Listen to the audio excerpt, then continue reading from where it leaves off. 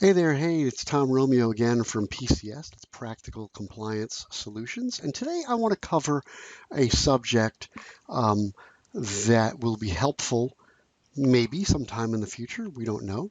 So see, I'm going to just log into Traverse here. Imagine, if you will, that you're having some kind of problem in Traverse. Now, I'm currently not having a problem. I just want to make believe and illustrate what you can do to help us diagnose the problem. So imagine here I am at this particular page, and imagine if I'm trying to find all of the documents that are at this particular location. And I know that there are some, right? But imagine that this screen was blank, okay? Now, obviously it's not blank, so it means that's all the documents that are at that location. But if it were blank, you might be experiencing some kind of problem. And what we can do to help diagnose the problem is to put Traverse into debug mode. Basically, there's all kinds of logging that goes on the Traverse server. And we're going to put those logs into debug mode so then we can figure out how to troubleshoot the issue. So here's what we do. I'm going to remote into the server, right, just by doing this. So this happens to be the server that's running Traverse. And I'm going to go to the PCS Traverse Config Manager. Now, if I was experiencing a problem only with the web client, I would switch the web client into debug mode. But I want to show you that, of course, we could put them all in debug mode. And let me show you what it does before I do it. Okay, so I didn't hit save yet. Watch what we're going to do. I'm going to open up Windows Explorer. Now I know it's installed on my H drive. If I go here to Traverse and go to the web client, right? You see there's this web config file, right? Okay, now you see the log level is at normal. Okay, now watch what's going to happen. If I click save,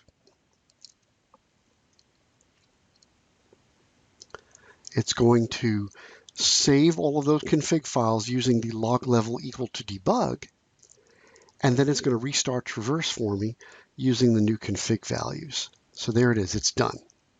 Okay, so now if I go back there and edit, you see now the log level is at debug. Okay, so that doesn't really help you just yet, but if you go to the Traverse installation folder and go to the logs folder, you will see all of the different logs. You see how all of these logs show you some things. And you see how here it says it was stopped, and now here it says it was started. And now we're in debug mode. Okay, so what I'm going to do now is go back to Traverse and let's filter again, pick a different location.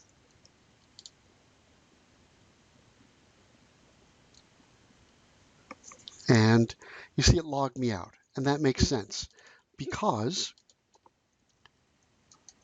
Traverse was restarted. Okay, that's fine. So we're going to log back in, go back there, set my filter, and you see I've got 2 items at that location. If I clear the filter, and if I double click one, it takes me to this page. But now watch what happens. If I go back to that server, see there's the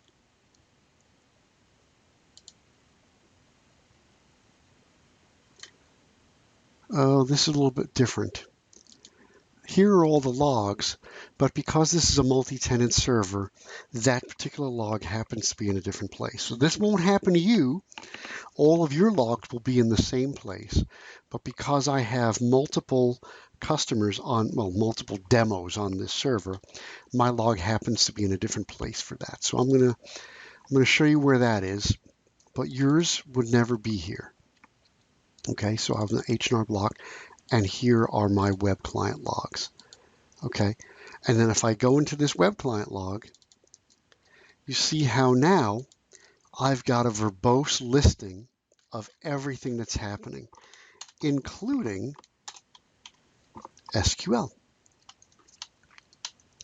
right? So I could find all of the SQL. Let's go to the bottom of that log and go backwards. I can go and look for all of the different SQL that has executed. Okay, so what you would do is you would right-click that log, send it to a compressed zip folder,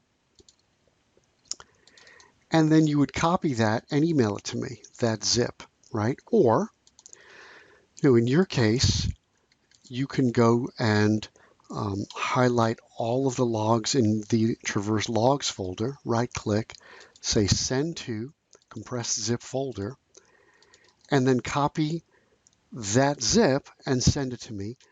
And then you describe to me what the problem you're having is, and then we'll figure out why it's happening. And that's it. It's pretty straightforward. So if ever I ask you to send me your logs, put Traverse in debug mode first, try it out, and then send me your logs. Okay, and then when we're done, we can go back into the Traverse Config Manager, go to logging, and set them all back to normal after we're done. Now, these logs don't get huge, so it doesn't matter if you leave it in debug mode, but it will accumulate disk space. So, when we're done with our troubleshooting, we put them back to normal, and then we go on with our day. And so, like I said, you just send me that zip file with all those logs and describe the situation that you're having, and then I'll help you figure out why it's happening to you. And if there's a bug in Traverse, obviously we'll fix it. But if something else is happening that's kind of weird, we'll show you what to do. Over and out. Thanks for watching, and remember, you can download all of our software from our website.